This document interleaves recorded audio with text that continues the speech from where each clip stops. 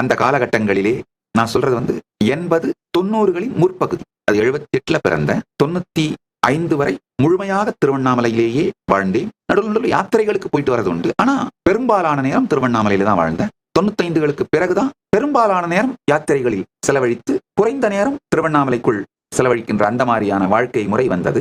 So இந்த நான் சொல்ற காலகட்டம் 80கள். 80களில் அண்ணாமலையாரை தினந்தோறும் தரிசிப்பது மட்டுமல்ல, அந்த அர்த்த மண்டபத்திலே நிரந்தரமா உட்கார்ந்துருப்போம். காலையில போய் அபிஷேகத்தப்ப உட்கார்ந்து இருந்து ஒரு மூலையில கதவுக்கு பின்னாடி ஓரமா உட்கார்ந்துட்டோம்னா எவ்வளவு நேரம் வேண்டுமானாலும் உட்கார்ந்துருப்போம். நான் கோயிலுக்குள்ளேயே வளர்ந்தேன் அப்படிங்கறதுனால எப்ப வேண்டுமானாலும் மூலவர் சந்நிதியில் போய் அர்த்த மண்டபத்தில் உட்கார்ந்து தியானம் பண்ணிட்டு இருக்க முடியும். தயவு செய்து புரிந்து கொள்ளுங்கள், நான் சொல்வது கதையோ கற்பனையோ அல்ல.